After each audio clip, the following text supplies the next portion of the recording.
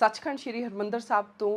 गुरबाणी का प्रसारण सवेरे और शाम लाइव प्रसारण सीधा प्रसारण PTC ते ਆਪਾਂ कई ऑलमोस्ट दहाके ही हुण कह सकते हैं कि आप देखते आ रहे हैं। बड़ा एक लंबा दौर PTC ते गुरबाणी का प्रसारण होया। 14 जुलाई ਨੂੰ SGPC ਦੇ ਪ੍ਰਧਾਨ ਧਾਮੀ ਸਾਹਿਬ ਦਾ ਇੱਕ ਬਿਆਨ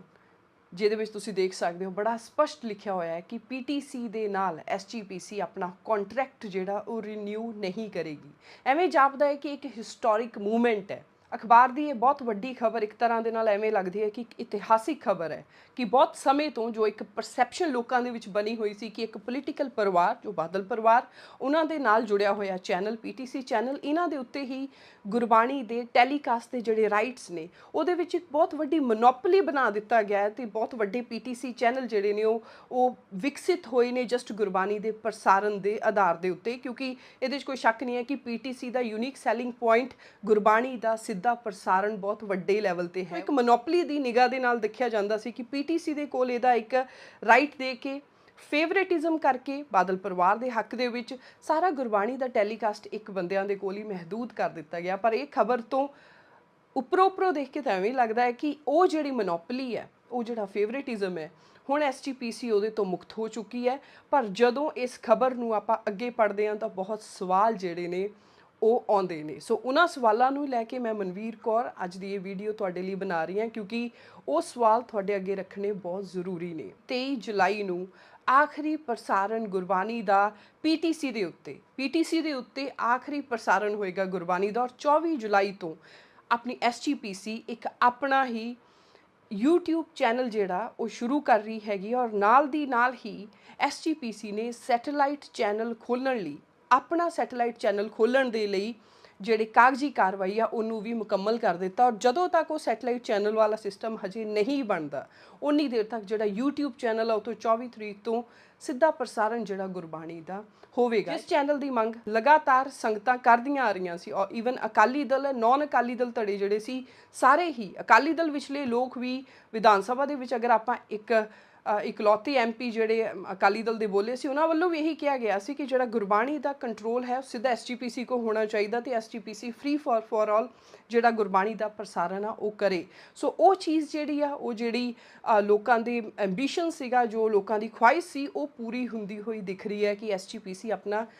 ਚੈਨਲ ਜਿਹੜਾ ਸੈਟੇਲਾਈਟ ਚੈਨਲ ਆ ਉਹ ਬਣਾਏਗੀ। SGPC ਨੇ ਇਸੇ ਪ੍ਰੈਸ ਕਾਨਫਰੰਸ ਦੇ ਵਿੱਚ ਇਹ ਵੀ ਦੱਸਿਆ ਕਿ ਕਿਉਂਕਿ YouTube ਤੇ ਸਿੱਧਾ ਪ੍ਰਸਾरण ਗੁਰਬਾਣੀ ਦਾ ਕਰਨਾ ਹੈਗਾ ਉਹਦੇ ਲਈ ਕੁਝ ਐਪਰੈਟਸ ਕੁਝ ਯੰਤਰ ਜਿਹੜੇ ਨੇ ਉਹ ਰਿਕਾਰਡਿੰਗ ਦੇ ਲਈ ਪ੍ਰੋਡਕਸ਼ਨ ਦੇ ਲਈ SGPC ਨੂੰ ਚਾਹੀਦੇ ਨੇ। ਉਹ ਹਿਊਮਨ ਰਿਸੋਰਸ ਉਹ ਟ੍ਰੇਨਡ ਸਟਾਫ ਜਿਹੜਾ ਕੈਮਰਾਜ਼ ਨੂੰ ਮੈਨੇਜ ਕਰ ਸਕੇ ਔਰ ਲਾਈਵ ਸਟ੍ਰੀਮਿੰਗ ਜਿਹੜੀ ਹੈ ਗੁਰਬਾਣੀ ਦੀ ਇਨ ਗ੍ਰੇਟ ਕੁਆਲਿਟੀ ਦੇ ਸਕੇ ਅਨਇੰਟਰਪਟਡ। ਉਹਦੇ ਲਈ SGPC ਦੇ ਕੋਲ 3 ਕੰਪਨੀਆਂ ਆਈਆਂ ਸੀ ਔਰ ਇਹਨਾਂ ਤਿੰਨੋਂ ਕੰਪਨੀਆਂ ਜਿਹੜੀਆਂ ਸੀ ਉਹ ਦਿੱਲੀ ਦੀਆਂ ਸੀ। ਇਸ ਖਬਰ ਦੇ ਵਿੱਚ ਵੀ ਇਸ ਬਾਰੇ ਸਾਰੀ ਡਿਟੇਲ ਹੈਗੀ ਆ ਵੀ ਉਹ 3 ਕੰਪਨੀਆਂ ਦਿੱਲੀ ਤੋਂ ਆਈਆਂ।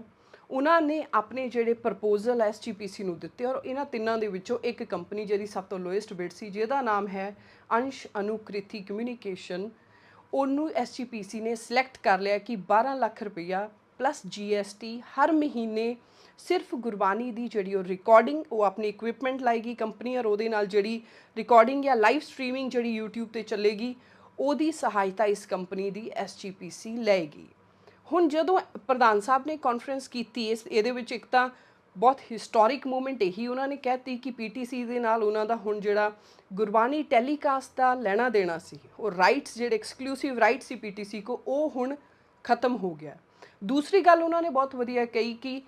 ਸੈਟੇਲਾਈਟ ਚੈਨਲ SGPC ਆਪਣਾ ਬਣਾਏਗੀ ਉਹਦੀ ਪ੍ਰਕਿਰਿਆ ਸ਼ੁਰੂ ਕਰ ਦਿੱਤੀ ਗਈ ਹੈ। ਪਰ ਇਹ ਜਿਹੜੀ ਤੀਸਰੀ ਗੱਲ ਹੈ ਕਿ YouTube ਚੈਨਲ ਬਣਾਏਗੀ ਇਹ ਵੀ ਬਹੁਤ ਵਧੀਆ ਗੱਲ ਹੈ। ਪਰ ਇਹਦੇ ਅੰਦਰ ਜਿਹੜੀਆਂ 3 ਕੰਪਨੀਆਂ ਦੇ ਉਹਨਾਂ ਦੇ ਨਾਮ ਲੈ ਕੇ ਜਿਹੜੀਆਂ 3 ਦਿੱਲੀ ਦੀਆਂ ਕੰਪਨੀਆਂ ਆਈਆਂ ਸੀ ਔਰ ਉਹਦੇ 'ਚੋਂ ਇੱਕ ਨੂੰ ਸਿਲੈਕਟ ਕੀਤਾ ਗਿਆ ਇਹਦੇ ਵਿੱਚ ਆ ਕੇ ਜਿਹੜੀ ਪਾਰਦਰਸ਼ਿਤਾ ਹੈ ਟਰਾਂਸਪੇਰੈਂਸੀ ਹੈ ਉਹ ਕਿਤੇ ਵੀ ਨਜ਼ਰ ਨਹੀਂ ਆਉਂਦੀ। SGPC ਪ੍ਰਧਾਨ ਦਾ ਕਹਿਣਾ ਹੈ ਕਿ ਉਹਨਾਂ ਦੇ ਕੋਲ 3 ਕੰਪਨੀਆਂ ਆਪਣੇ ਪ੍ਰਪੋਜ਼ਲ ਲੈ ਕੇ ਆਈਆਂ ਪਰ ਸਵਾਲ ਇਹ ਹੈਗਾ ਕਿ SGPC ਨੇ ਕਦੋਂ ਤੇ ਕਿਵੇਂ ਉਹਨਾਂ ਕੰਪਨੀਆਂ ਨੂੰ ਇਨਵੀਟੇਸ਼ਨ ਭੇਜਿਆ ਸੀ ਕਿ ਤੁਸੀਂ ਆਪਣਾ ਪ੍ਰਪੋਜ਼ਲ ਲੈ ਕੇ ਆਓ ਕਿਉਂਕਿ ਕਿਤੇ ਵੀ ਅਖਬਾਰਾਂ ਦੇ ਵਿੱਚ ਕਿਤੇ ਵੀ ਪਬਲਿਕ ਬਿਡਿੰਗ ਜਾਂ ਕੋਈ ਟੈਂਡਰ ਕੱਢਿਆ ਹੋਵੇ ਜਾਂ ਪਬਲਿਕ ਬਿਡਿੰਗ ਕੀਤੀ ਹੋਵੇ ਜਾਂ ਦੁਨੀਆ ਦੇ ਸਾਹਮਣੇ ਕੁਝ ਦਿਖਾਇਆ ਹੋਵੇ ਕਿ ਅਸੀਂ ਇੱਕ ਪ੍ਰੋਸੈਸ ਕਰ ਰਹੇ ਹੈਗੇ ਆ ਕਿ ਅਸੀਂ ਆਪਣਾ YouTube ਚੈਨਲ ਜਿਹਦੀ ਸੰਗਤ ਮੰਗ ਕਰ ਰਹੀ ਸੀ ਕਿ ਪੀਟੀਸੀ ਤੋਂ ਮੁਕਤ ਕਰਕੇ ਗੁਰਬਾਣੀ ਜਿਹੜੀ ਆ ਉਹ ਟੋਟਲੀ ਐਸਜੀਪੀਸੀ ਆਪਣੇ ਕੰਟਰੋਲ 'ਚ ਲਿਆਵੇ, ਉਹ ਅਸੀਂ ਕਰ ਰਹੇ ਹਾਂ। ਐਸਜੀਪੀਸੀ ਨੇ ਕਿਤੇ ਵੀ ਸੰਗਤ ਨੂੰ ਇਹ ਚੀਜ਼ ਦਿਖਾਈ ਨਹੀਂ ਕਿ ਉਹ ਇੱਕ ਪ੍ਰੋਸੈਸ ਦੇ ਵਿੱਚ ਹੈਗੇ ਨੇ ਔਰ ਉਹ ਕੰਪਨੀਆਂ ਨੂੰ ਇਨਵਾਈਟ ਕਰ ਰਹੇ ਨੇ, ਔਰ ਜਿਹੜੀਆਂ ਵੀ ਕੰਪਨੀਆਂ ਇੰਟਰਸਟਡ ਹੋਣ ਉਹ ਇਸ ਗੁਰਬਾਣੀ ਦੇ ਟੈਲੀਕਾਸਟ ਨੂੰ ਸਿੱਧਾ YouTube ਤੇ ਲਾਈਵ ਚਲਾਉਣ ਦੇ ਲਈ ਕੋਈ ਵੀ ਇਕਵਿਪਮੈਂਟ ਪ੍ਰੋਵਾਈਡ ਸਾਨੂੰ ਜਿਹੜੀਆਂ ਕੰਪਨੀਆਂ ਕਰਾਉਣਗੀਆਂ ਉਹ ਆਪਣੇ ਪ੍ਰਪੋਜ਼ਲ ਲੈ ਕੇ ਆਉਣ। ਇੱਦਾਂ ਦਾ ਕੋਈ ਵੀ ਇਨਵੀਟੇਸ਼ਨ ਕਿਤੇ ਨਹੀਂ ਸੀ। ਇੱਕ ਵੀਡੀਓ ਹੈ ਐਸਜੀਪੀਸੀ ਪ੍ਰਧਾਨ ਸਾਹਿਬ ਦੀ, 23 ਮਈ ਦੀ ਇਹ ਵੀਡੀਓ, ਇਹਨੂੰ ਤੁਸੀਂ ਦੇਖੋ। ਔਰ ਇਸ ਵੀਡੀਓ ਦੇ ਵਿੱਚ ਐਸਜੀਪੀਸੀ ਦੇ ਪ੍ਰਧਾਨ ਧਾਮੀ ਸਾਹਿਬ ਖੁਦ ਇਸ ਗੱਲ ਨੂੰ ਕਹਿ ਰਹੇ ਨੇ 23 ਮਈ ਨੂੰ ਕਿ ਉਹ ਖੁੱਲੇ ਟੈਂਡਰ ਜਿਹੜੇ ਨੇ ਉਹਨਾਂ ਦੀ ਮੰਗ ਕਰਨਗੇ। ਸੋ ਇਸ ਕਰਕੇ ਇਹ ਜਿਹੜਾ 2023 ਦੇ ਵਿੱਚ ਜਿਹੜਾ ਸਾਡਾ ਇਹ ਖਤਮ ਹੋ ਜਾਣਾ ਜੁਲਾਈ ਦੇ ਵਿੱਚ। ਤੇ ਮੈਂ ਅਗਾਂਹ ਹੁਣ ਸਾਰਿਆਂ ਨੂੰ ਕਹਿਣਾ ਚਾਹੁੰਦਾ, ਅਸੀਂ ਓਪਨ ਟੈਂਡਰ ਦੇਵਾਂਗੇ ਅਖਬਾਰ ਦੇ ਵਿੱਚ, ਜਿਹਦੀ ਵੀ ਰੂਹ ਕਰਦੀ ਆ, ਜਿਹਦੇ 'ਚ ਵੀ ਜਥਾ ਸ਼ਕਤੀ ਆ, ਪਰ ਸ਼ਰਤ ਹੋਊਗੀ ਕਿ ਵਰਲਡ ਵਾਈਡ ਉਹ ਹਰ ਇੱਕ ਦੁਨੀਆ ਦੇ ਕੋਨੇ ਵਿੱਚ ਉਹ ਟੈਲੀਕਾਸਟ ਕਰੇ। ਉਹਦੀਆਂ ਸ਼ਰਤਾਂ ਜਿਹੜੀਆਂ ਮੈਂ ਸਬ ਕਮੇਟੀ ਬਣਾਤੀ ਆ, ਉਹ 5 ਮੈਂਬਰੀ ਦੀ ਸਬ ਕਮੇਟੀ ਜਿਹੜੀ ਉਹ ਬੈਠ ਕੇ ਉਹਦੀਆਂ ਸਾਰੀਆਂ ਸ਼ਰਤਾਂ ਤੈਅ ਕਰ ਲਊਗੀ। ਐਸਜੀਪੀਸੀ ਦੀ 14 ਜੁਲਾਈ ਦੀ ਇਸ ਪ੍ਰੈਸ ਕਾਨਫਰੰਸ ਤੋਂ ਬਾਅਦ ਕੁਝ ਘੰਟਿਆਂ ਬਾਅਦ ਹੀ ਜਥੇਦਾਰ ਸਾਹਿਬ ਦਾ ਵੀ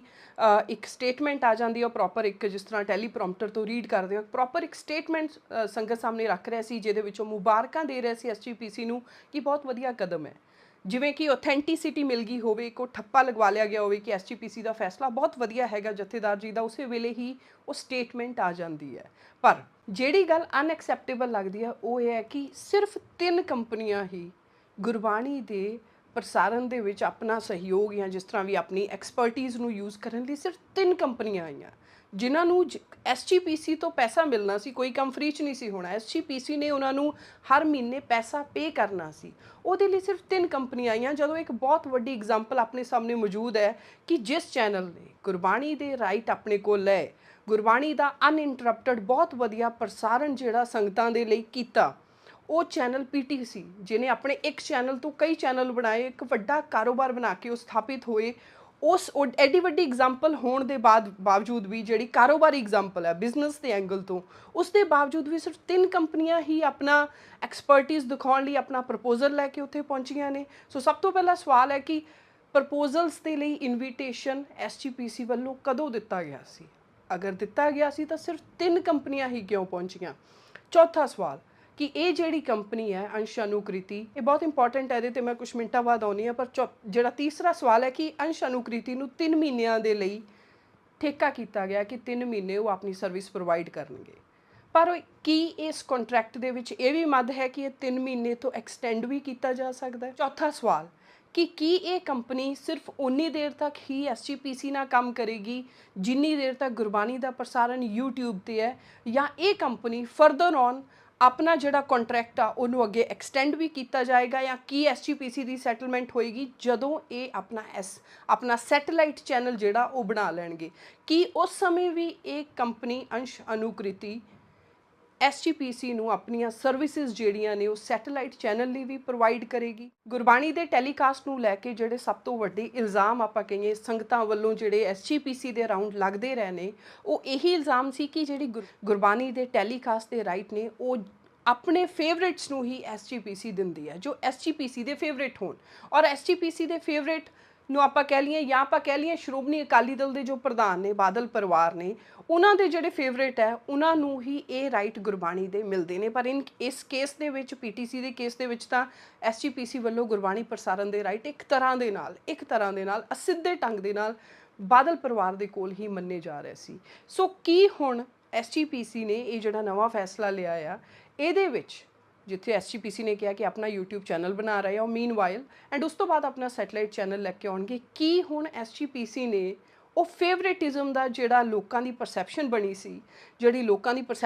ਸੀ, ਕਿ ਆਪਣੇ ਚਹੇਤਿਆਂ ਨੂੰ ਹੀ ਬਾਦਲ ਪਰਿਵਾਰ ਦੇ ਕਹਿਣ ਤੇ ਕੰਟਰੈਕਟ ਦਿੱਤੇ ਜਾਂਦੇ ਨੇ ਐਸਜੀਪੀਸੀ ਦੇ ਹੋਰ ਵੀ ਕਈ ਕੰਮਾਂ ਦੇ, ਸੋ ਉਹ ਜਿਹੜੀ ਪਰਸੈਪਸ਼ਨ ਹੈਗੀ ਆ, ਕੀ ਹੁਣ ਐਸਜੀਪੀਸੀ ਉਹਨੂੰ ਬਦਲਣ 'ਚ ਕਾਮਯਾਬ ਹੋਈ ਆ? ਕੀ ਐਸਜੀਪੀਸੀ ਨੇ ਉਸ ਚੀਜ਼ ਦੇ ਵਿੱਚ ਸੁਧਾਰ ਕੀਤਾ ਹੈ? ਤਾਂ ਇਹਦੇ ਲਈ ਆਪਾਂ ਨੂੰ ਦੇਖਣਾ ਪੈਣਗੀਆਂ ਕੁਝ ਚੀਜ਼ਾਂ ਇਹ ਨੇ, ਕੁਝ ਫੈਕਟ ਇਹ ਨੇ ਕਿ ਬਾਦਲ ਪਰਿਵਾਰ, ਅਗਰ ਆਪਾਂ ਉਹਨਾਂ ਨੂੰ ਟੌਪ ਤੇ ਰੱਖੀਏ ਤਾਂ ਬਾਦਲ ਪਰਿਵਾਰ ਦੀਆਂ 2 ਆਰਗੇਨਾਈਜੇਸ਼ਨਸ, ਇੱਕ ਆਰਗੇਨਾਈਜੇਸ਼ਨ ਜਿਹੜੀ ਸਾਂਝ ਆਰਗੇਨਾਈਜੇਸ਼ਨ ਜਿਹੜੀ ਉਹ ਮੈਂ ਬਾਦਲ ਪਰਿਵਾਰ ਦੀ ਇਸ ਕਰਕੇ ਕਹਿ ਰਹੀ ਹਾਂ ਕਿਉਂਕਿ ਮੈਂ ਬਾਦਲ ਸਾਹਿਬ ਜੀ ਦੇ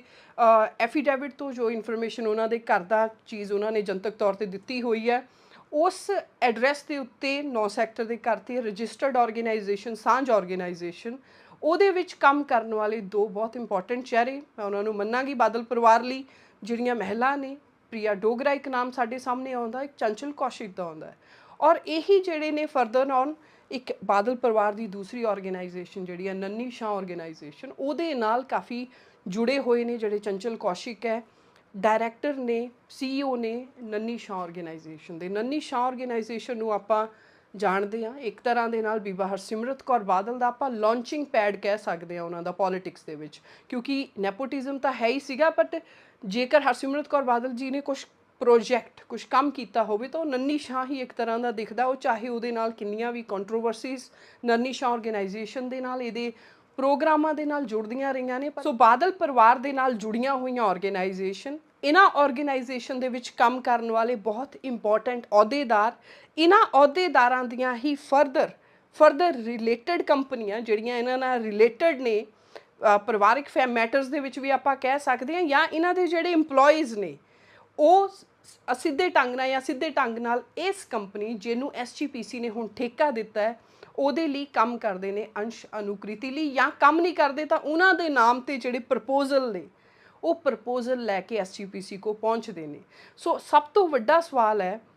ਕਿ ਕੀ SGPC ਨੇ ਉਹ ਫੇਵਰੇਟਿਜ਼ਮ ਨੂੰ ਖਤਮ ਕੀਤਾ ਹੈ, ਕਿਉਂਕਿ ਇੱਥੇ ਵੀ ਜੋ ਨਜ਼ਰ ਆ ਰਿਹਾ ਉਹ ਇਹੀ ਨਜ਼ਰ ਆ ਰਿਹਾ ਕਿ ਉਸ ਕੰਪਨੀ ਨੂੰ ਇੱਕ ਤਰ੍ਹਾਂ ਦੇ ਨਾਲ ਠੇਕਾ ਦਿੱਤਾ ਜਾਂਦਾ ਹੈ ਜਿਸ ਕੰਪਨੀ ਦਾ ਸਿੱਧੇ ਢੰਗ ਦੇ ਨਾਲ,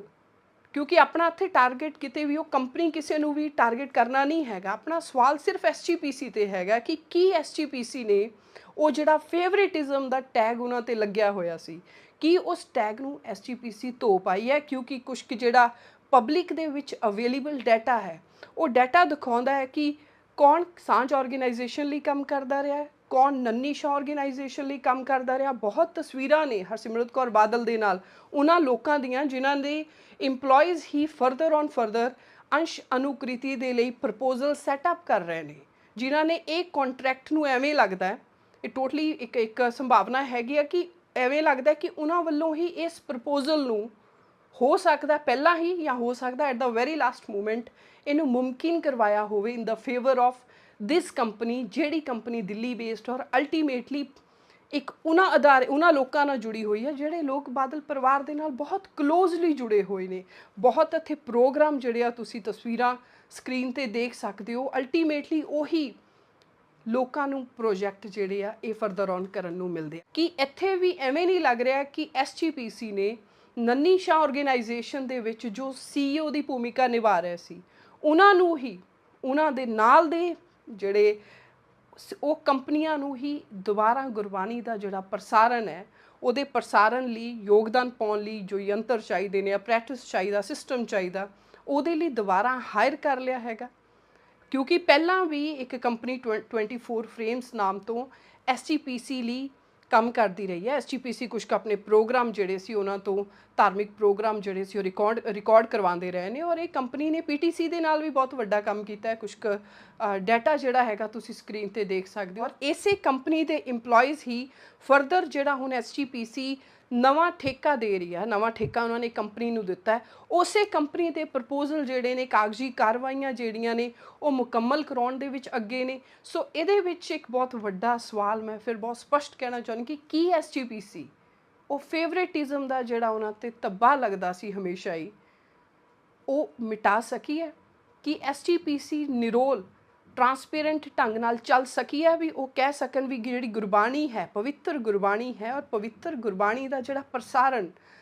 ਉਹਨਾਂ ਸੰਗਤਾਂ ਤੱਕ ਜਿਹੜੀਆਂ ਸੰਗਤਾਂ ਹਰ ਵਕਤ ਲੋਚਦੀਆਂ ਨੇ ਕਿ ਉਹ ਗੁਰਬਾਣੀ ਆਪਣੇ ਘਰ ਦੇ ਵਿੱਚ ਚੱਲਦੀ ਰੱਖਣ, ਆਪਣੀ ਕਾਰ ਦੇ ਵਿੱਚ ਚੱਲਦੇ ਰੱਖਣ, ਆਪਣੇ ਹੈੱਡਫੋਨਸ ਦੇ ਵਿੱਚ ਸੈਰ ਕਰਦੇ ਨੇ ਉਹ ਸੁਣਨ, ਕਿ ਉਹਨਾਂ ਦੀ ਸ਼ਰਧਾ ਭਾਵਨਾ ਨੂੰ ਮੱਦੇਨਜ਼ਰ ਰੱਖਦੇ ਹੋਏ ਬਹੁਤ ਓਨੈਸਟਲੀ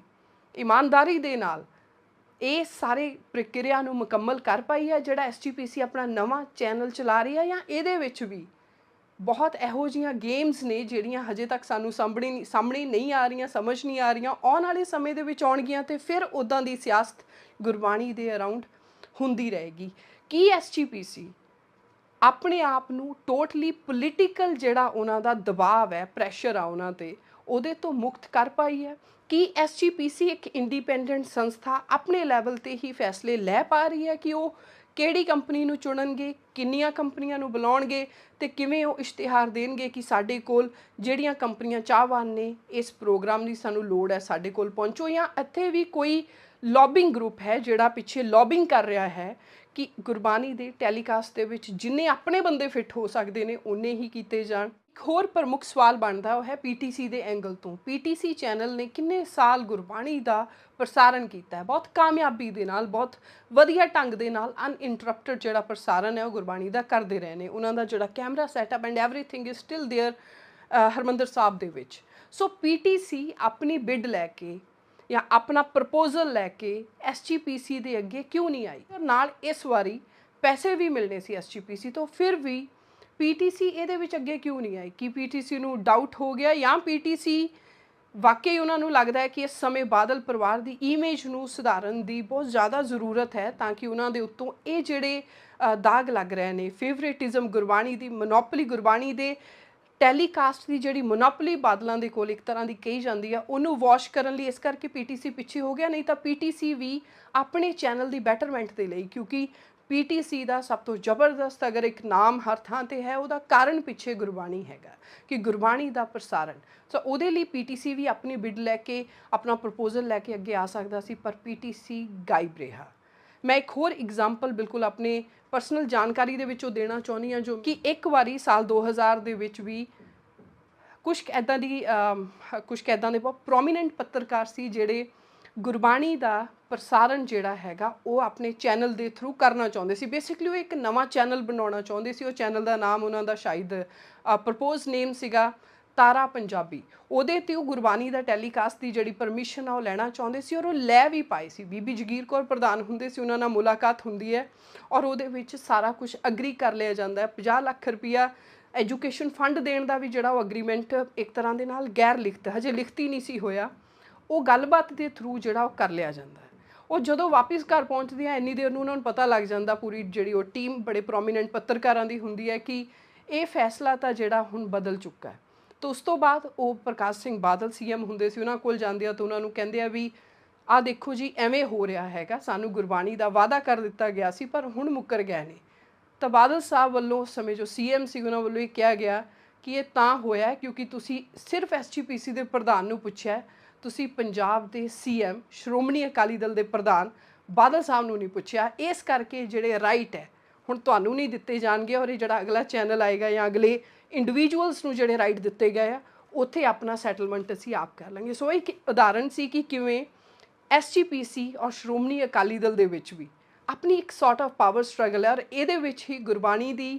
ਜਿਹੜੀ ਟੈਲੀਕਾਸਟ ਹੈ, ਜਿਹੜੀ ਸੰਗਤ ਨੂੰ ਚਾਹੀਦੀ ਹੈ, ਉਹਦੇ ਤੇ ਇਹ ਪੂਰੀ ਭਰਮੀ ਸਿਆਸਤ ਜਿਹੜੀ ਹੈ ਇਹ ਆਪਣੇ ਸਾਹਮਣੇ ਹੈ। ਸੋ ਅੱਜ ਦੀ ਇਸ ਵੀਡੀਓ ਨੂੰ ਖਤਮ ਕਰਨ ਲੱਗੀ ਮੈਂ ਦੋ ਪ੍ਰਮੁੱਖ ਸਵਾਲ ਤੁਹਾਡੇ ਅੱਗੇ, ਆਡੀਅנס ਅੱਗੇ ਰੱਖਦੀ ਹਾਂ ਆਪਣੇ। ਕਿ ਪਹਿਲਾ ਸਵਾਲ ਕਿ ਕੀ ਤੁਹਾਨੂੰ ਲੱਗਦਾ ਹੈ ਕਿ ਐਸਜੀਪੀਸੀ ਨੇ ਬਹੁਤ ਹੀ ਪਾਰਦਰਸ਼ੀ ਢੰਗ ਦੇ ਨਾਲ, ਬਹੁਤ ਓਨੈਸਟੀ ਦੇ ਨਾਲ ਜਿਹੜਾ ਇਹ 3 ਮਹੀਨਿਆਂ ਦਾ ਟੈਂਡਰ ਇੱਕ ਕੰਪਨੀ ਨੂੰ ਦਿੱਤਾ ਹੈ, ਔਰ ਉਹਨਾਂ ਕਿਹਾ ਸਾਡੇ ਕੋਲ 3 ਕੰਪਨੀਆਂ ਸਿਰਫ ਆਈਆਂ ਸੀ, ਕੀ ਤੁਹਾਨੂੰ ਇਹ ਗੱਲ ਮੰਨਣਯੋਗ ਹੈ ਕਿ 3 ਕੰਪਨੀਆਂ ਹੀ ਸਿਰਫ ਆਈਆਂ ਸੀ ਔਰ ਇਹ ਜਿਹੜਾ ਟੈਂਡਰ ਸੀ ਇਹ ਬਹੁਤ ਟਰਾਂਸਪੇਰੈਂਟ ਢੰਗ ਦੇ ਨਾਲ ਕੱਢਿਆ ਗਿਆ ਕਿਉਂਕਿ ਆਪਣੇ ਸਾਹਮਣੇ ਕਿਤੇ ਵੀ ਕੋਈ ਇਸ਼ਤਿਹਾਰ ਮੌਜੂਦ ਨਹੀਂ ਹੈ? ਕੀ ਤੁਸੀਂ ਇਹਦੇ ਨਾਲ ਸੰਤੁਸ਼ਟ ਹੋ ਕਿ ਇਹ ਇੱਕ ਅੱਛੀ ਕਾਰਵਾਈ ਕੀਤੀ? ਔਰ ਦੂਸਰਾ ਸਵਾਲ ਕਿ ਕੀ ਐਸਜੀਪੀਸੀ ਉਹ ਫੇਵਰੇਟਿਜ਼ਮ ਦਾ ਧੱਬਾ, ਉਹ ਦਾਗ ਜਿਹੜਾ ਗੁਰਬਾਣੀ ਟੈਲੀਕਾਸਟ ਤੇ ਪ੍ਰੋਪਰ ਪ੍ਰਸਾਰਣ ਦੇ ਉੱਤੇ ਜਿਹੜਾ ਲੱਗਦਾ ਹੈਗਾ ਉਹਨੂੰ ਧੋ ਪਾਈ ਹੈ? Thank you so much for watching.